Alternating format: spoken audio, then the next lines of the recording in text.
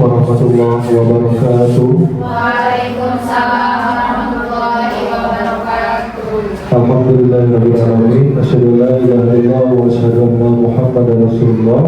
Allahumma shalli ala Muhammad wa ala ali Muhammad. Yang terhormat Kepala SD Negeri 189 Ibu Haja Rita Purnamasari SPD MSI, yang terhormat para wakil kepala sekolah dan juga Bapak Ibu guru yang sempat hadir pada siang hari ini.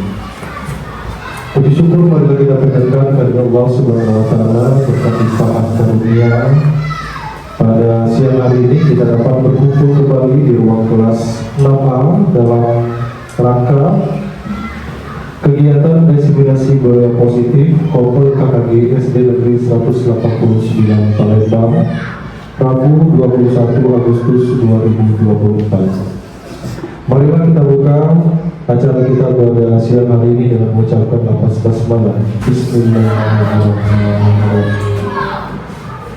Acara selanjutnya yaitu sambutan dari Kepala SD 189 Palembang kepada Ibu Haja Rita Purnamasari SPD MSI, dipersilakan. Bismillahirrahmanirrahim. Assalamualaikum warahmatullahi wabarakatuh.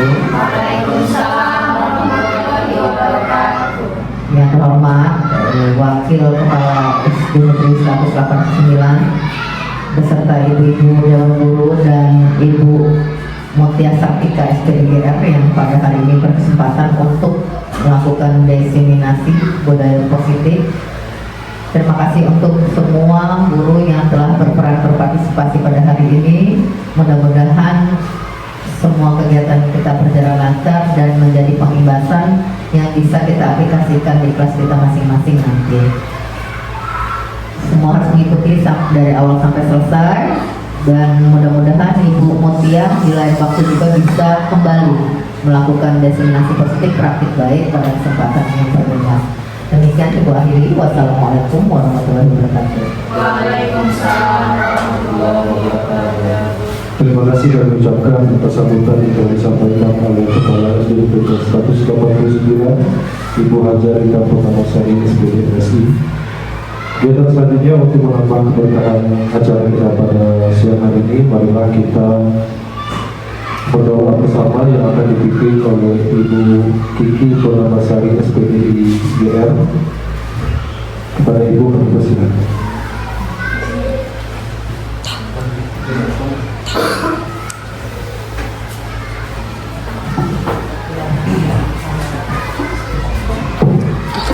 Assalamualaikum warahmatullahi wabarakatuh. Waalaikumsalam warahmatullahi wabarakatuh. Pak Ibu semuanya, untuk mengambil bertahan pada pertemuan kita hari ini, marilah kita sama-sama berdoa. Sebelum kita berdoa, marilah kita beristighfar terlebih dahulu. Astagfirullahaladzim, Astagfirullahaladzim, Astagfirullahaladzim, Alladzi la ilaha illa huwal hayyul qayyum wa atubu ilaih. Alhamdulillah minasyaitonirrajim. Bismillahirrahmanirrahim. Hamdan syakirin, hamdan na'amin, hamdan yaqin amahu wa yudabi al-majidan. Ya Rabbana tas'alukan ma'in bari ujirani wa karim wa amin sultani. Allahumma salli ala sayyidina Muhammad wa ala ali sayyidina Muhammad. Allahumma firli wa ilayya wa rahimah wa Allahumma inna nas'aluka salamatan fid din wa afiyatan fil jasad wa ziyadatan fil 'ilmi wa barakatan fil rizqi wa tawbatan qabla al-maut wa rahmatan indal maut wa maghfiratan ba'dal maut. Allahumma hawwin 'alaina fi shajaratil maut wa najjilna min al-aqwa ila al-islam. Rabbana la tuzigh qulubana ba'da idh hadaytana wa hab lana min ladunka rahmah innaka antal wahhab.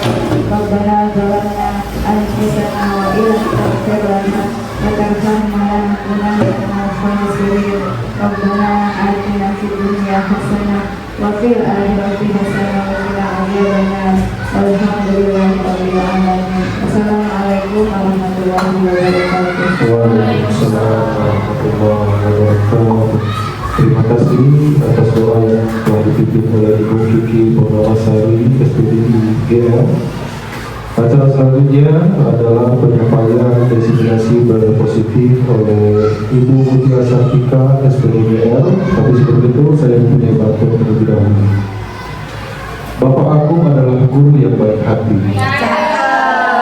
Sedangkan Ibu Desma adalah guru yang berhati mulia. Mari kita ikuti kegiatan desiminasi hari ini. Semoga bermanfaat untuk kita semua. Kepada Ibu Mutia Sartika SPDGL maupun tempat kami persilakan. Terima kasih kesempatannya yang sudah diberikan ke Ibu Rita dan Pak Topan selaku moderator. Assalamualaikum warahmatullahi wabarakatuh. Waalaikumsalam warahmatullahi wabarakatuh. Selamat siang Bapak Ibu guru hebat. Terima kasih karena hari ini sudah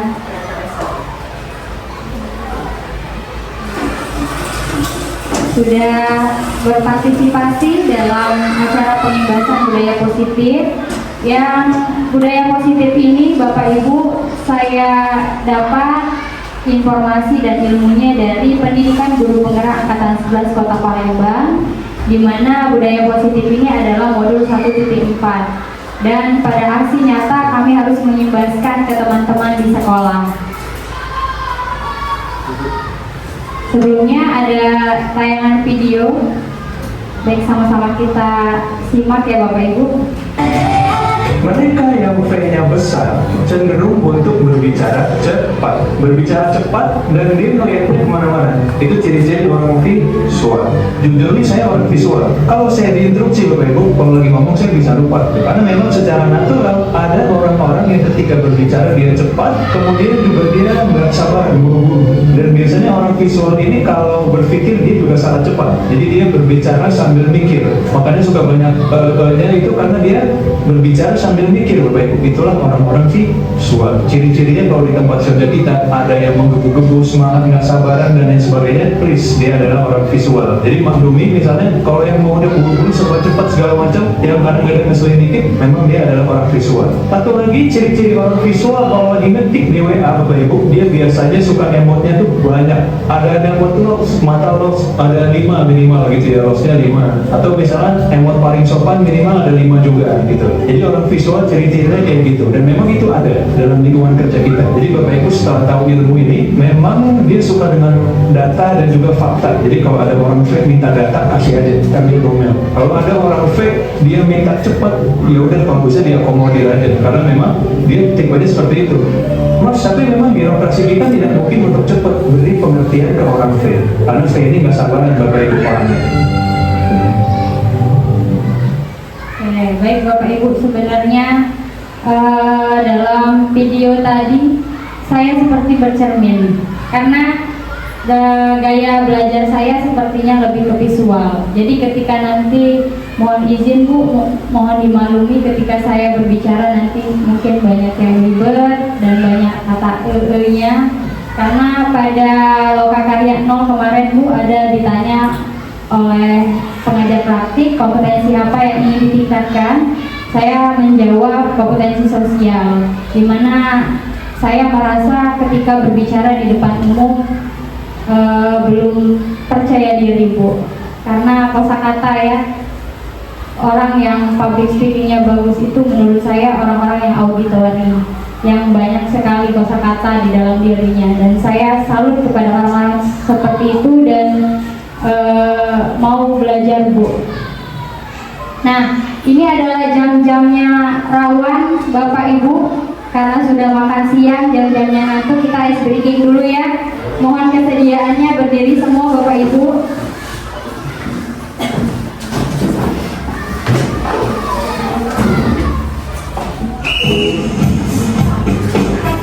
Siap ya, gerakan dan ketiga.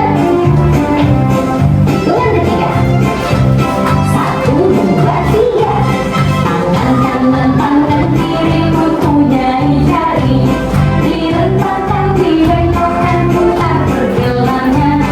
Acung depan, dilengkapkan, ambil tangan. Tangan semua, kaki kedua, ke atas tangan kiri.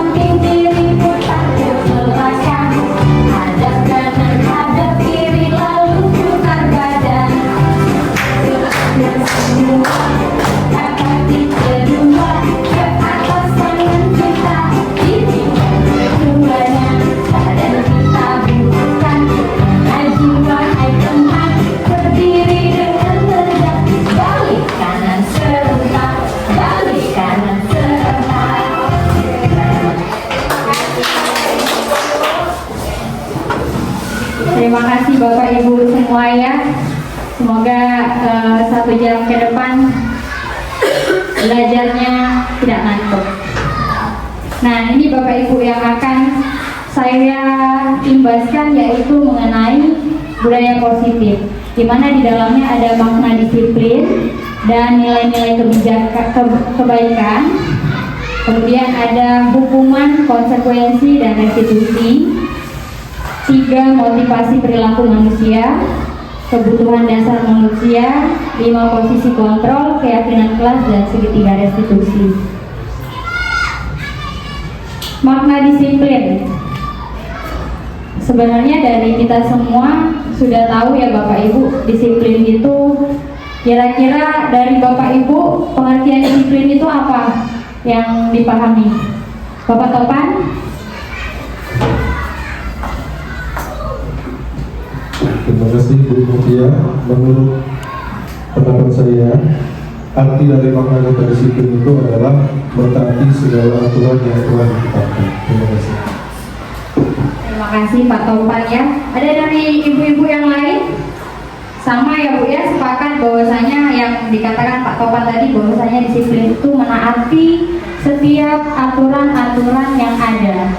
Nah, dalam rangka menaati ini, apakah kita berasal dari motivasi intrinsik atau motivasi ekstrinsik? Nanti kita sama-sama akan mengetahuinya. Dari Bapak pendidikan kita, Bapak Ki Hajar Dewantara, beliau mengatakan, di mana ada kemerdekaan, disitulah harus ada disiplin yang kuat. Kata Bapak Ki Hajar Dewantara, kalau kita tidak bisa mendisiplinkan diri kita sendiri, maka orang lain yang akan mendisiplinkan. Maka kita diberi pilihan, kita disiplin karena diri kita sendiri atau motivasi dari orang lain yang mendisiplinkan. Makna disiplin di sini belajar kontrol diri agar tercapai tujuan mulia dan kita mencapai nilai-nilai yang dihargai. Berikut ada teori motivasi. Nah, 3 teori motivasi ini, yang pertama untuk menghindari hukuman, yang kedua untuk mendapatkan imbalan. Kedua motivasi ini merupakan motivasi ekstrinsik Bapak Ibu. Yang ketiga, dari motivasi intrinsik ini untuk menghargai diri sendiri. Contohnya, ketika siswa berangkat ke sekolah tepat waktu, motivasi apa yang timbul dalam diri siswa? Apakah dia datang tepat waktu karena takut dihukum oleh guru, atau datang tepat waktu ingin dihargai? Ketika datang tepat waktu, gurunya memuji. Nah, kedua contoh tersebut merupakan motivasi dari ekstrinsik. Tapi yang harus kita tanamkan kepada diri siswa itu adalah motivasi intrinsiknya. Mereka datang ke sekolah itu atas kemauan diri sendiri, karena guru di kelas belajar menerapkan pembelajaran yang berpusat kepada murid, pembelajaran yang menyenangkan. Kemudian teman-teman juga yang menyenangkan tanpa membuli. Jadi muncul motivasi intrinsik. Budaya positif ini merupakan hal-hal kecil, hal-hal positif yang saya lihat di sini sudah kita lakukan, Bu. Seperti setiap pagi itu sudah menyambut siswa, guru piket secara bergantian menyambut siswa dengan 5S, senyum, salam, sapa, sopan, dan santun. Kemudian ada anak yang membaca ayat suci Al-Quran secara bergantian setiap harinya. Kemudian lagi kegiatan religius yang diadakan setiap hari Jumat, yaitu sholat duha kelas tinggi 4, 5, dan 6. Kemudian dilanjutkan dengan infak ya Bu ya, infak dan pembacaan Yasin. Nah, hal-hal kecil itu Bapak Ibu yang harus kita lakukan secara konsisten dan berkesinambungan. Maka ketika kita sudah melakukannya dengan konsisten, itu yang akan menjadi budaya dari SD Negeri 189. Nah, maka disiplin positif dan budaya positif sudah menjadi budaya, tidak lagi karena hukuman dan penghargaan. Sebenarnya dari yang saya dapatkan dari modul 1.4 ini, kita sebagai guru tidak boleh atau mengurangi setidaknya hukuman dan penghargaan ini tadi, karena motivasinya itu berasal dari motivasi yang ekstrinsik, bukan motivasi yang intrinsik. Yang kita akan kejar adalah tujuannya motivasi intrinsik pada anak. Kemudian kita sebagai guru ini ada 5 posisi kontrolnya Bapak Ibu. Sebagai penghukum, sebagai pembuat rasa bersalah, kemudian teman, pemantau, dan manajer. Menurut Bapak Ibu, dari 5 posisi kontrol ini, yang sebaiknya guru berada di posisi kontrol yang mana Bapak Ibu? Apakah di posisi kontrol penghukum, atau pembuat merasa bersalah, teman dan pemantau, atau manajer? Yang sebaiknya kita sebagai guru itu adalah sebagai manajer. Karena kalau sebagai penghukum dan pembuat merasa bersalah itu, anak-anak cenderung mentalnya akan down. Ya, kita sendiri pun merasakan ketika mental kita down, maka yang kita lakukan itu bukan dari keikhlasan diri kita.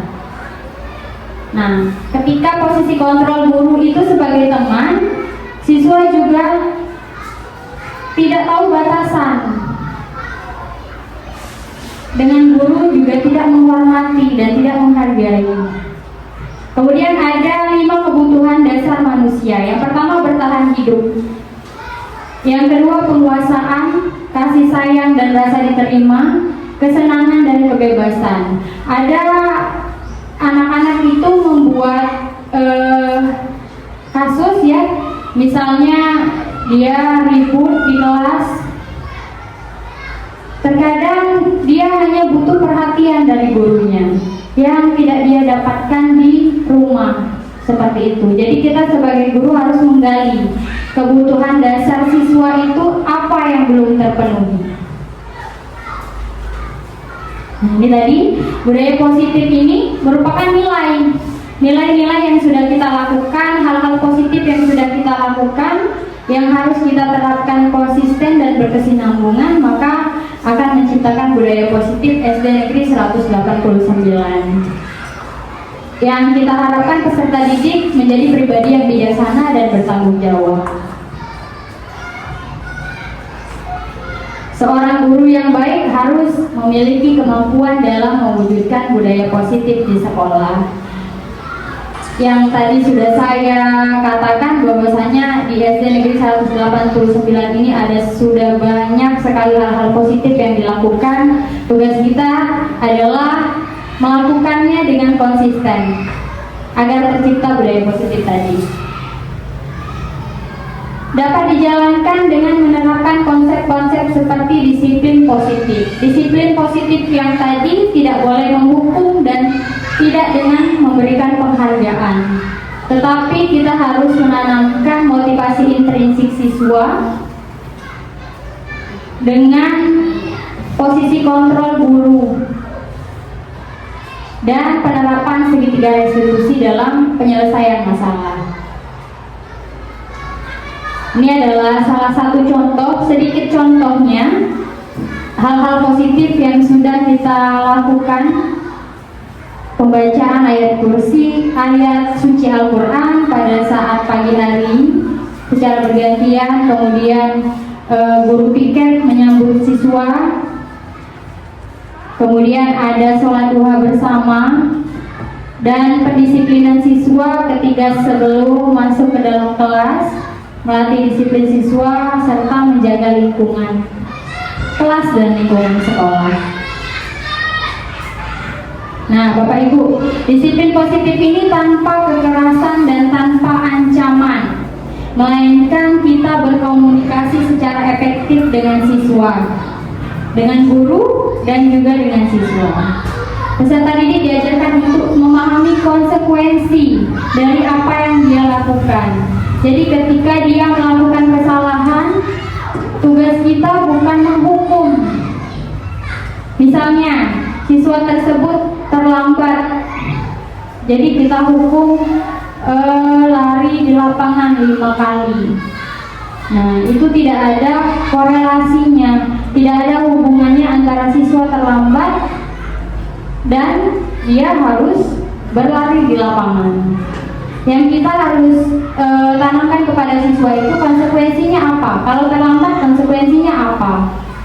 Artinya pembelajaran tidak didapatkan ketika dia terlambat tersebut, dan menumbuhkan rasa tanggung jawab dalam diri mereka, menumbuhkan kesadaran serta memberdayakan peserta didik untuk tidak melakukan sesuatu hanya karena sogokan, ancaman, ataupun hukuman. Tujuannya, kita menginginkan peserta didik menjadi diri dia sendiri dan menghargai diri mereka sendiri dengan nilai-nilai yang mereka percaya. Karena dampaknya, motivasi intrinsik ini jangka panjang Bapak Ibu. Kalau hukuman dan penghargaan itu motivasinya jangka pendek dampaknya.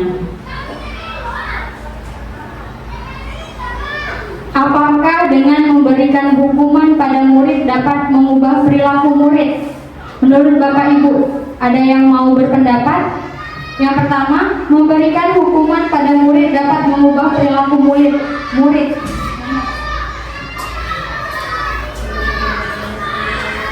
Kalau dari Ibu Nanda, untuk pertanyaan nomor 1, pendapat? Terima kasih atas kesempatannya, Bu Mutia. Kalau menurut Nanda ya,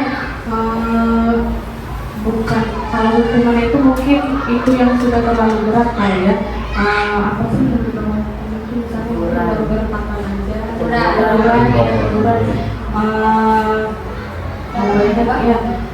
Iya.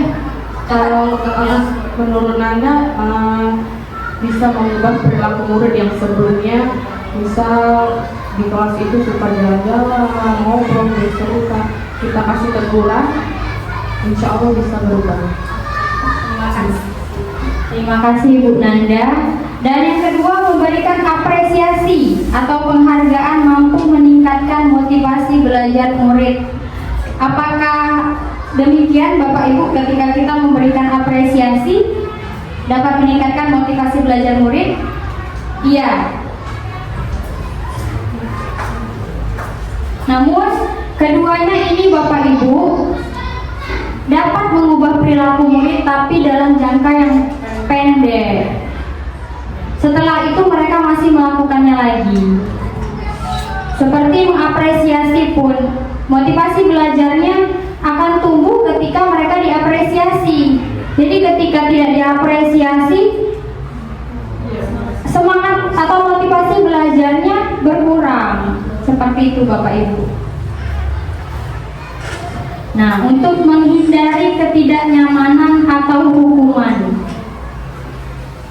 untuk mendapatkan imbalan atau penghargaan, dari ketiga ini yang masuk ke motivasi eksternal, tabel 1 dan tabel 2 ya Bapak Ibu.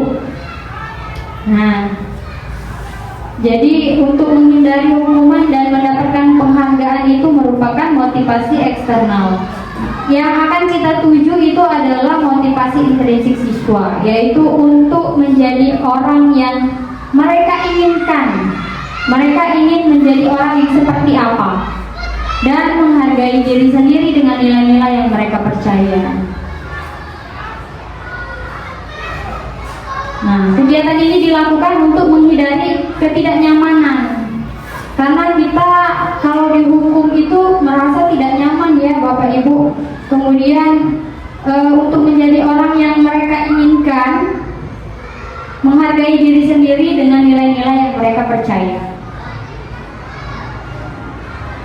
Nah, nilai-nilai kebajikan yang ada pada profil pelajar Pancasila: beriman, bertakwa kepada Tuhan Yang Maha Esa, bernalar kritis, gotong royong, kreatif, mandiri, dan berkebinekaan global. Nilai-nilai ini yang akan kita tanamkan kepada peserta didik kita, Bapak Ibu.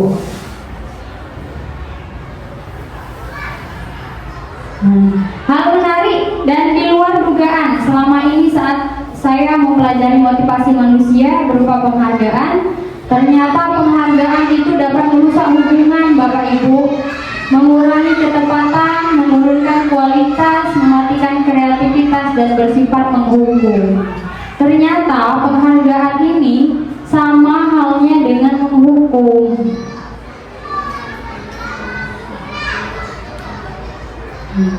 Jadi sebagai guru kita harus membuat sebuah keyakinan kelas yang dulunya adalah peraturan kelas, berubah lagi menjadi kesepakatan kelas, dan saat ini kita harus membuat sebuah keyakinan kelas, di mana keyakinan kelas itu ada nilai-nilai kebajikan di dalamnya.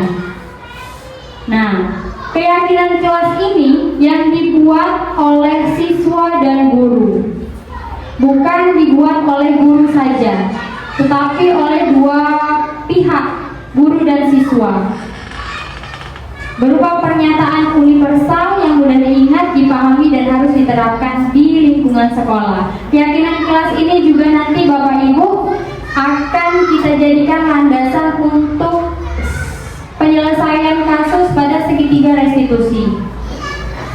Nah, kami meyakini, contohnya keyakinan kelas kami meyakini bahwa sangat penting untuk menghormati semua orang dan barang milik orang lain. Bekerja, kami meyakini bahwa sangat penting untuk mengerjakan segala pekerjaan atau mengikuti kegiatan yang telah ditugaskan. Diterima dan dimiliki, kami meyakini bahwa sangat penting untuk merasa diterima pada suatu kelompok, saling peduli dan satu sama lain. Ini kemarin adalah dokumentasi pembuatan keyakinan kelas yang sudah saya lakukan bersama dengan peserta didik saya.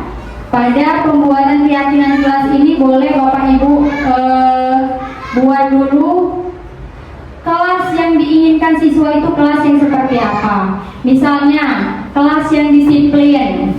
Nah, maka tabel yang kedua, hal-hal yang akan dilakukan untuk menciptakan kelas yang disiplin itu apa? Contohnya, datang ke sekolah tepat waktu, atau di jam pelajaran harus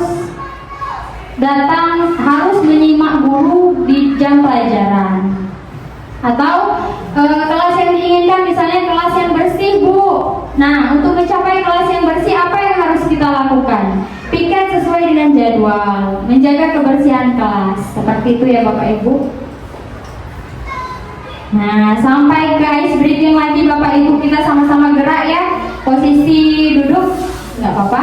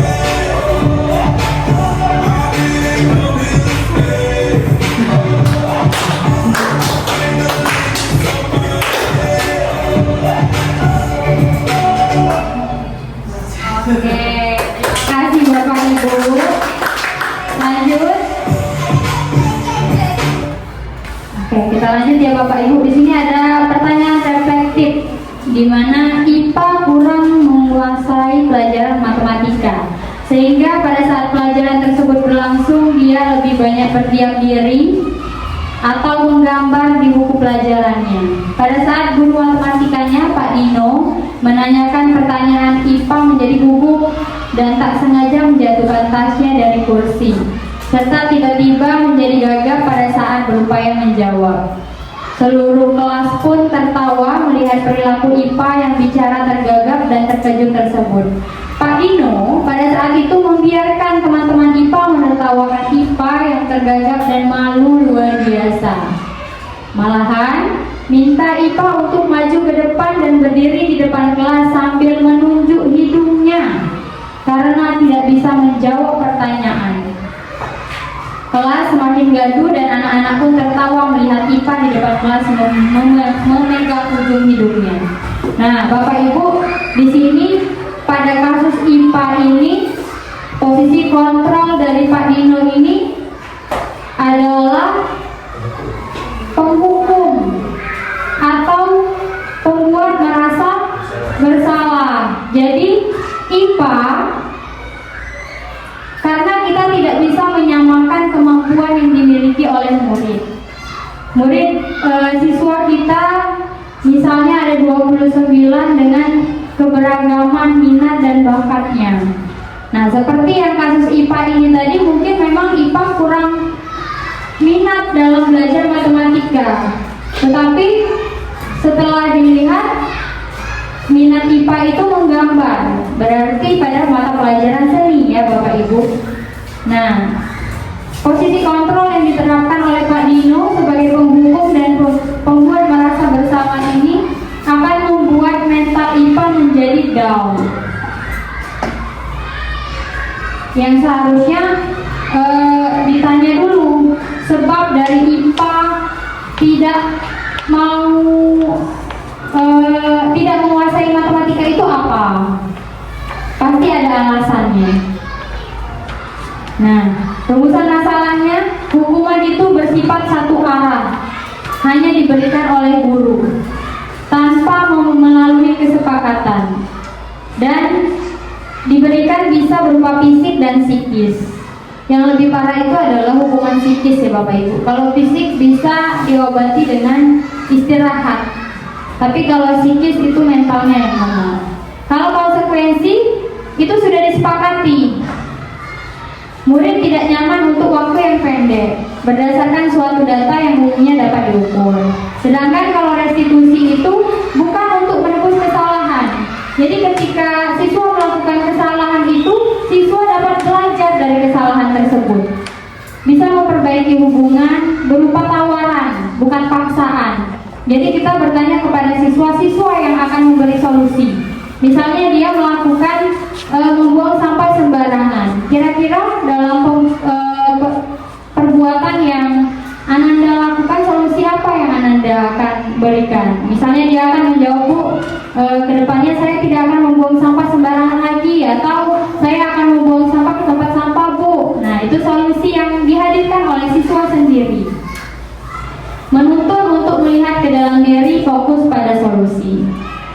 Nah, Bapak Ibu, saya sudah membagikan link word wall di grup. Boleh Bapak Ibu mulai permainannya?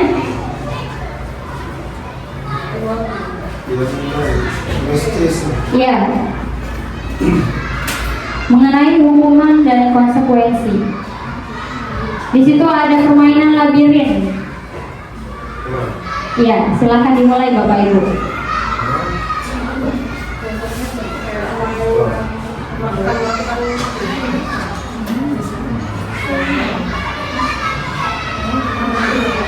Ada sebuah pernyataan, silakan Bapak Ibu klasifikasikan pernyataan tersebut masuk ke hukuman atau konsekuensi.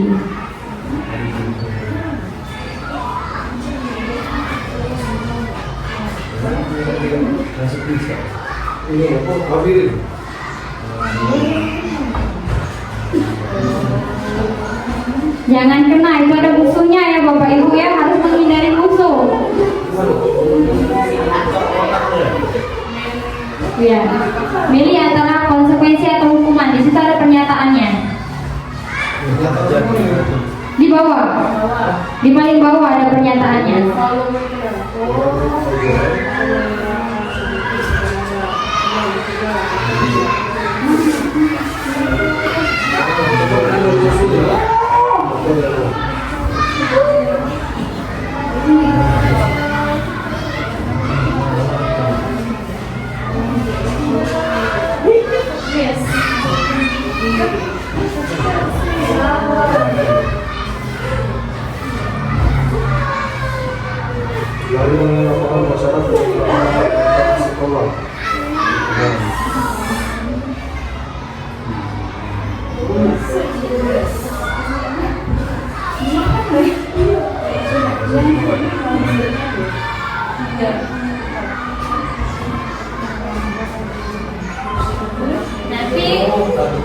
Di akhir Bapak Ibu boleh isi nama ya. Jadi komplit. Nah, kalau sudah komplit silakan ada pilihan apa Bapak Topan? Leaderboard. Nah, leaderboard itu silakan diisi namanya. Leaderboard.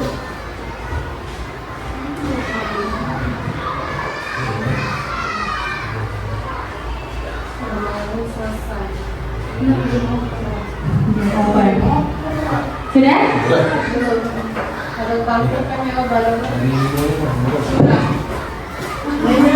Iya.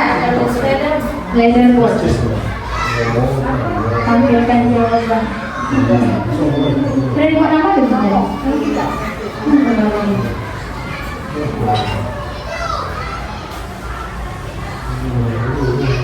Nah, itu ada siapa yang pertama?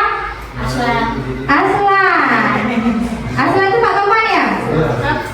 Ibu Lisa yang kedua.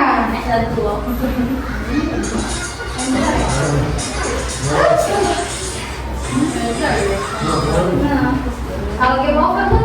Kalau game over?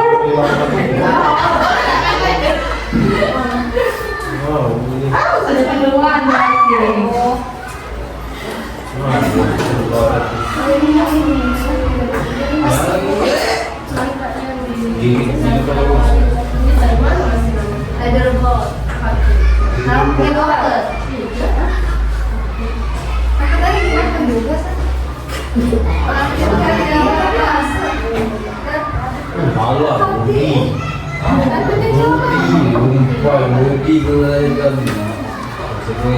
Sudah selesai Bapak Ibu? Sudah ada 4 pernyataan tadi ya? Nah, ternyata di rankingnya ada Pak Topan yang pertama, Ibu Lisa yang kedua, menyusul Ibu Dian dan Ibu Nanda ya. Nah, Bapak Ibu di sini penjelasannya. Lari mengelilingi lapangan upacara karena terlambat datang sekolah itu merupakan hukuman karena tidak ada korelasinya. Terlambat hadir di pembelajaran dan diminta untuk tinggal 15 menit sesudah kelas usai untuk membahas ketertinggalan itu sebuah konsekuensi.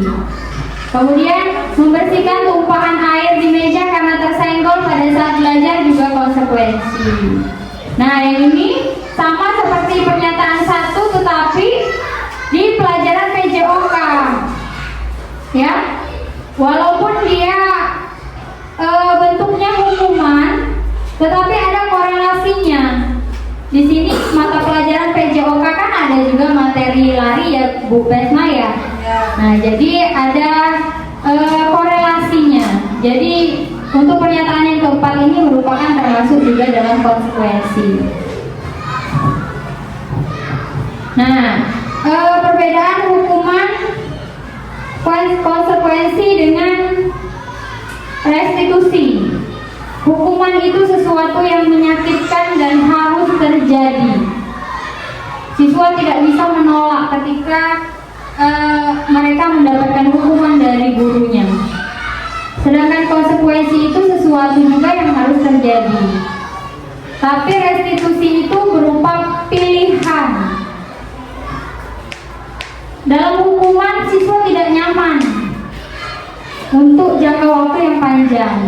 Dalam konsekuensi siswa tidak nyaman dalam jangka waktu yang pendek. Kemudian kalau restitusi itu walaupun siswa melakukan kesalahan tetapi dia dikuatkan. Jadi menguatkan dalam jangka waktu yang panjang. Posisi siswa dalam sebuah hukuman itu sebagai korban mendapat keadilan. Sebagai konsekuensi dia sebagai korban bisa diabaikan. Di restitusi juga dia sebagai korban tapi dia mendapatkan ganti. Murid akan tersakiti kalau di hukuman, kemudian kalau konsekuensi dia merasa tidak nyaman, di restitusi mendapatkan penguatan. Perilakunya pasif agresif meningkat kalau di hukuman, sedangkan pada konsekuensi itu penguatan hanya bertahan dalam jangka yang pendek. Dalam restitusi masalah terpecahkan, jadi ada solusi di dalamnya. Di hukuman sistem tidak akan berjalan bila murid tidak takut. Jadi hukuman itu kalau muridnya tidak takut, dia akan mengulanginya lagi. Tapi di konsekuensi memerlukan monitoring dan supervisi terus-menerus dari guru. Sedangkan di restitusi itu murid akan bertanggung jawab. Jadi ketika dia sudah melakukan dan dia tahu keyakinan kelas yang dia langgar serta sudah ada solusi, maka murid akan bertanggung jawab pada dirinya sendiri. Berlaku hanya pada sebuah institusi, tidak berlanjut pada kehidupan nyata. Membantu penerapan pada konsekuensi, membantu penerapan mengikuti peraturan dalam masyarakat. Contohnya, siswa tidak boleh memakai sepatu berwarna putih. Kalau kita memakai logika, tidak ada hubungannya sepatu warna putih dengan pembelajaran, ya Bapak Ibu ya. Tetapi nilai yang ditanamkan kepada siswa bahwasanya siswa harus menaati peraturan yang ada di sekolah. Karena di lingkungan masyarakat ada banyak peraturan-peraturan yang harus siswa taati. Contoh, ketika berkendara harus memakai helm. Kemudian ketika di lampu merah tidak boleh menerobos lampu merah ketika lampunya sedang merah. Nah, jadi yang dilakukan dan ditanamkan dalam sekolah ini memang tidak ada hubungannya dengan pembelajaran seperti sepatu berwarna tadi, tetapi sekolah mendidik siswa untuk taat dalam peraturan. Kalau di restitusi itu fokus pada pemecahan masalah, sehingga jangka waktunya panjang. Hukuman itu biasanya berbentuk peraturan dan kamu wajib. Jika tidak, maka terjadi tadi hukuman. Pada konsekuensi peraturan apa yang dilanggar, kemudian mampukah kamu melakukannya. Tapi pada restitusi apa yang kamu yakini? Apa yang bisa kamu lakukan untuk memperbaiki masalah ini? Di hukuman siswa jadi membenci peraturan Bapak Ibu. Namun pada konsekuensi siswa menghormati peraturan itu. Dan di restitusi siswa menghormati dirinya dan orang lain. Nah, kalau sisi hukuman itu bersifat negatif, tapi kalau konsekuensi itu netral. Sedangkan restitusi itu positif. Di hukuman awas kalau dilakukan lagi ya, itu adalah bentuk juga hukuman. Tapi kalau konsekuensi, lakukan apa yang saya katakan. Sedangkan di restitusi, apakah hal ini yang sesungguhnya ingin kamu lakukan? Jadi kita tanya kepada siswa, kamu ingin menjadi siswa yang seperti apa?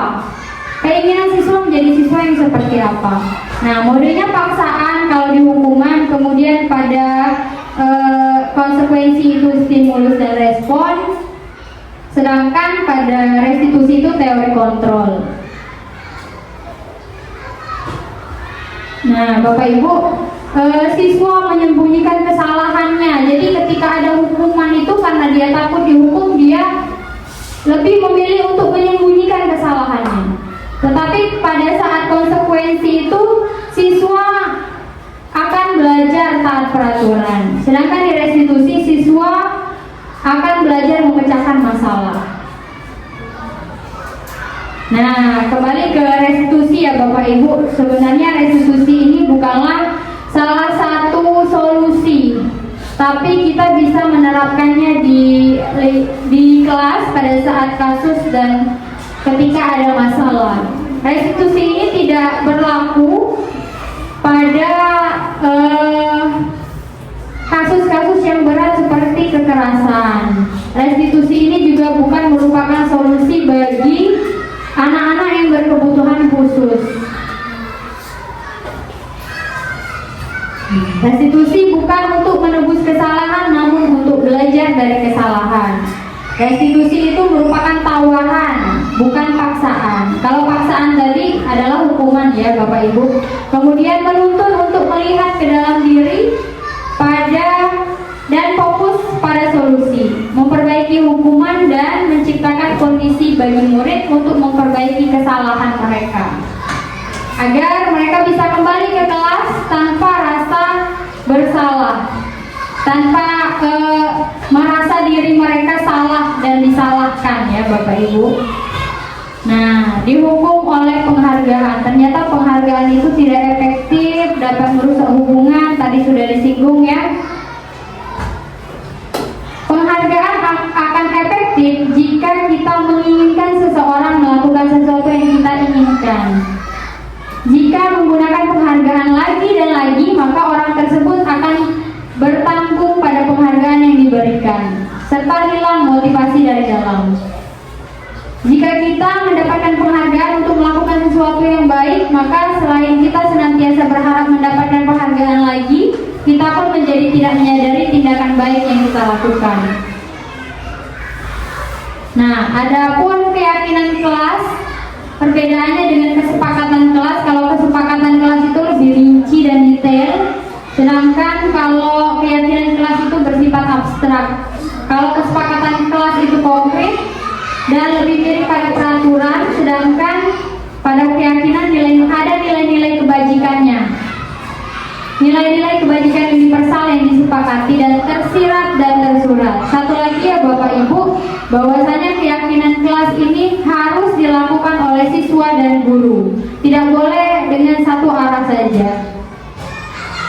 Nah, contohnya, mendengarkan ketika guru atau teman sedang berbicara itu merupakan sebuah kesepakatan.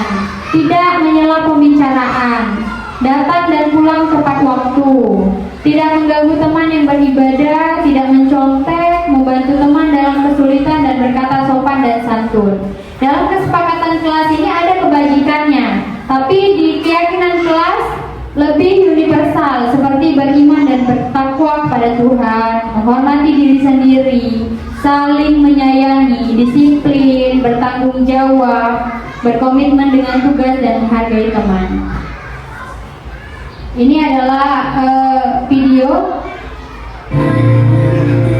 keyakinan kelas yang sudah saya buat bersama siswa.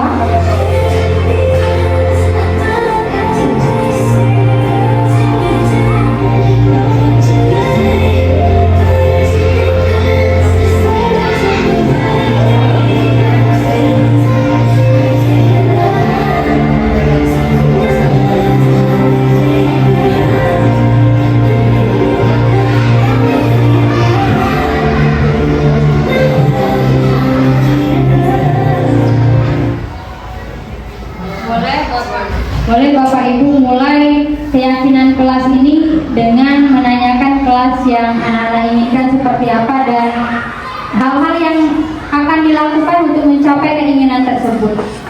Berikut ada 5 kebutuhan dasar manusia. Kita sebagai manusia itu ada kebutuhan bertahan hidup, kemudian butuh kasih sayang dan rasa diterima. Kita juga butuh pengakuan atas kemampuan, kebebasan dan kesenangan. Begitu juga dengan murid Bapak Ibu. Mereka juga ketika salah satu dari kebutuhan dasar ini tidak terpenuhi, maka terkadang tindakan itu yang menyebabkannya. Posisi kontrol guru tadi sebagai penghukum, pemantau, teman, manajer, dan pembuat merasa bersalah. Tetapi kita harus fokus kepada posisi kontrol sebagai manajer ya Bapak Ibu. Nah, ketika menjadi manajer, guru berbuat sesuatu dengan murid, mempertanggungjawabkan perilakunya dan mendukung murid agar dapat menemukan solusi. Posisi manajer mengacu pada restitusi yang dapat menjadikan murid sebagai manajer bagi dirinya sendiri sehingga tercipta identitas positif dan berhasil pada diri murid. Nah, dalam segitiga restitusi Bapak Ibu ada 3 langkah. Yang pertama, menstabilkan identitas. Yang kedua, validasi tindakan. Dan yang ketiga, menanyakan keyakinan. Guru berperan ada 3 tadi ya, sudah disebutkan, yang akan menghasilkan murid yang mandiri dan bertanggung jawab. Nah, dalam tahapan menstabilkan identitas ini Bapak Ibu, kita tidak boleh menerapkan posisi kontrol yang tadi penghukum dan pembuat merasa bersalah. Jadi ketika anak melakukan kesalahan itu pasti ada alasannya. Dan kita menstabilkannya dengan mengatakan kepada siswa boleh salah satunya berbuat salah itu tidak apa-apa. Nah, tidak ada manusia yang sempurna. Ibu juga ketika sekolah mungkin pernah melakukan hal itu. Nah, semua tindakan manusia baik atau buruk pasti memiliki maksud atau tujuan. Divalidasi tindakan. Padahal kamu bisa melakukan yang lebih buruk dari ini ya, tapi tidak kamu lakukan kan? Kamu pasti punya alasan mengapa melakukan hal itu. Nah, yang terakhir adalah menanyakan keyakinan kelas. Setelah kita membuat keyakinan kelas tadi, itu adalah langkah awal untuk kita pada saat menyelesaikan kasus di segitiga restitusi menanyakan keyakinan kelas. Contohnya keyakinan kelas apa yang sudah dilanggar, apa yang kita percaya sebagai keyakinan kelas atau sekolah atau keluarga, apa nilai-nilai yang kita telah sepakati, dan boleh juga menanyakan keyakinan kelas apa yang anak-anak langgar. Nah, berikut Bapak Ibu merupakan aksi nyata saya pada saat segitiga restitusi.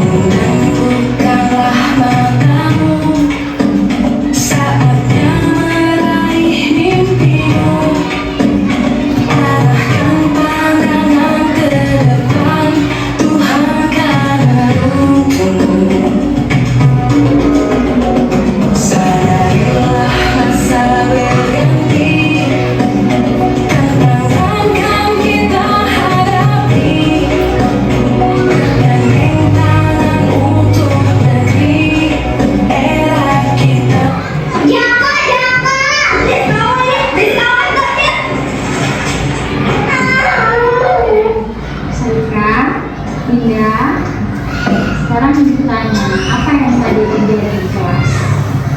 Tadi Dinda itu ngajarin orang tua saya tadi. Dinda?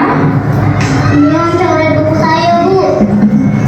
Benar, Saika yang bilang Saika mencoret buku Dinda. Betul, Bu.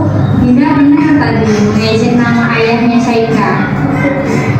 Oke, nah sekarang ditanya, apakah yang dilakukan Saika itu benar? Tidak, karena sudah mencoret bukunya Dinda. Kira-kira kalau dari Dinda yang Dinda lakukan tadi seperti apa? Perbuatannya? Nah, karena kalian lakukan ini sebenarnya juga ibu sudah lakukan ketika sekolah dasar ya, mengejek nama orang tua. Sebenarnya itu tidak apa-apa. Nama ayahnya Saika memang benar Joko kan? Betul, tapi itu perbuatan yang tidak menghormati anak ya. Orang tua itu adalah orang yang lebih tua daripada kita.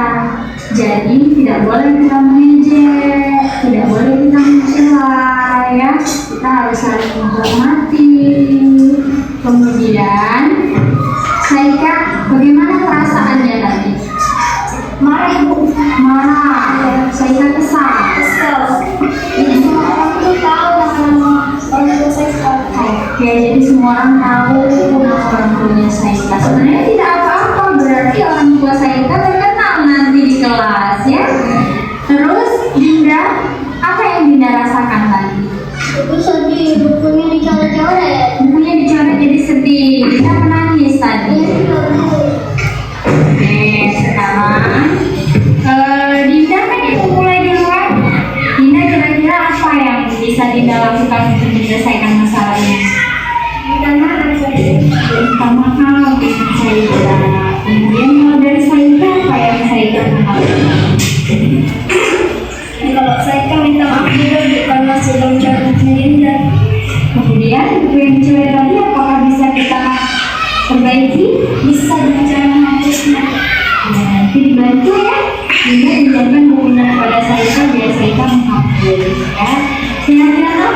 yang kita sudah kalian langgar. Kita kan pernah kan awal pelajaran kemarin membuat keyakinan kelas. Kira-kira keyakinan apa yang saya tahu? Keyakinan melakukan kalimat. Sudah mengerti teman. Kalau dari Dinda, keyakinan apa? Sudah mengerti. Selayaknya kita berteman, harus saling menghormati, harus saling menghargai, karena berteman itu di sekolah, ya kita cuma 6 tahun di sekolah dasar ini. Nanti kalau udah melanjutkan ke tingkat SMP, kan nggak ketemu lagi, belum tentu satu kelas lagi, ya kan? Iya, jadi kita harus menciptakan teman yang baik bersama teman. Ya, sekarang silakan saya sama Dinda maafkan.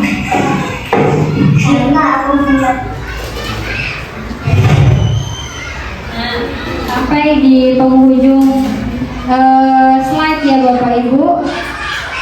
Dari presentasi yang sudah saya lakukan, apakah ada dari Bapak Ibu yang mau bertanya?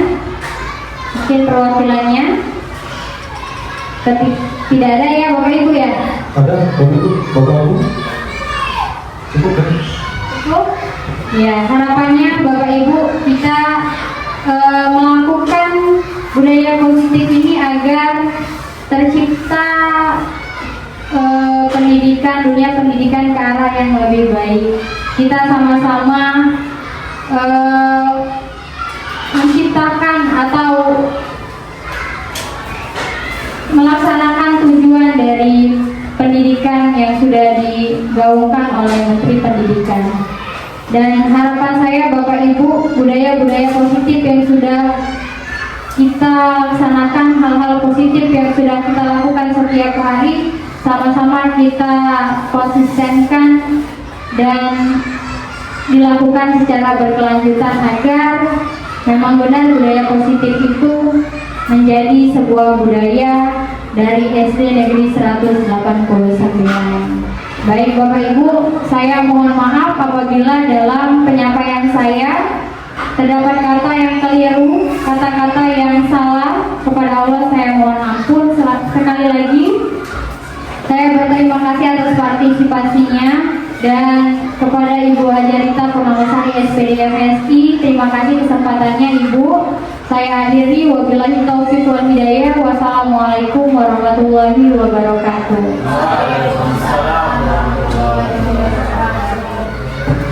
Terima kasih atas designasi yang telah disampaikan oleh Ibu Mutia Sartika, SPD GR. Semoga kita semua yang ada di sini mendapatkan pelajaran dan dapat mengambil ilmu yang telah disampaikan oleh Ibu Mutia Sartika, SPD GR mengenai budaya positif yaitu disiplin. Marilah kita sama-sama mengakhiri kegiatan kita pada siang hari ini dengan mengucapkan lafaz hamdalah. Alhamdulillah. Saya sebagai moderator mohon maaf apabila terdapat kesalahan kata. Kepada Allah saya mohon ampun. Cuci tangan bersih-bersih, cukup sekian dan terima kasih. Wassalamualaikum warahmatullahi wabarakatuh.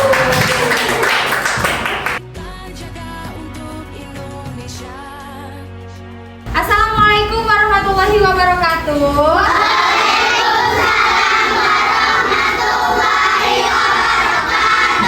Selamat pagi. Luar biasa. Oke, kelas 5C bersama dengan Ibu Mutia. Hari ini kita akan membuat sebuah keyakinan kelas. Pasti bertanya-tanya ya, apa sih itu keyakinan kelas, Bu? Ada yang bertanya atau ada yang sudah tahu keyakinan kelas itu apa? Saika tahu?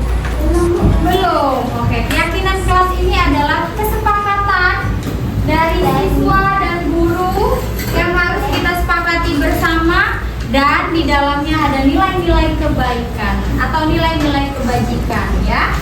Oke, siap? Nah, di depan coba lihat ya. Di depan sudah ada kolom kelas yang diinginkan. Jadi anak-anak itu menginginkan kelas yang seperti apa? Misalnya kelas yang bersih atau kelas yang tertib dan lain-lain sesuai keinginan anak-anak ya. Kemudian dari kelas yang bersih tadi misalnya yang dipilih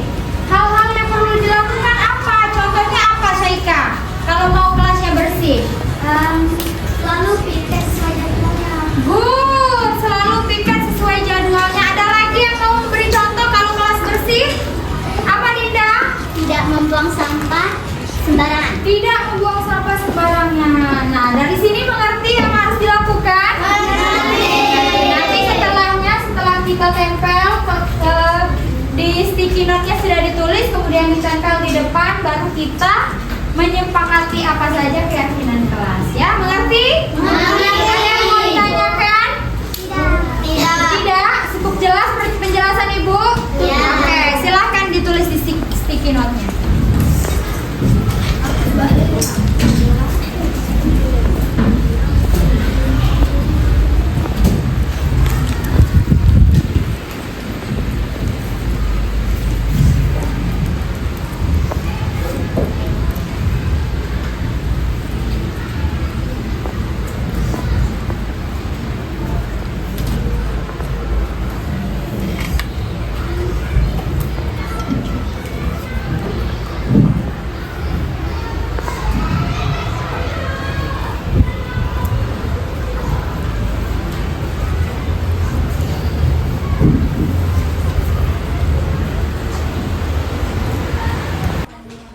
Oke, sudah selesai ya. Kita menempelkan kelas yang diinginkan sudah selesai. Terima kasih. Sekarang kita menempelkan sticky note hal-hal yang perlu dilakukan. Yuk, silakan secara bergantian. Jangan. Oke.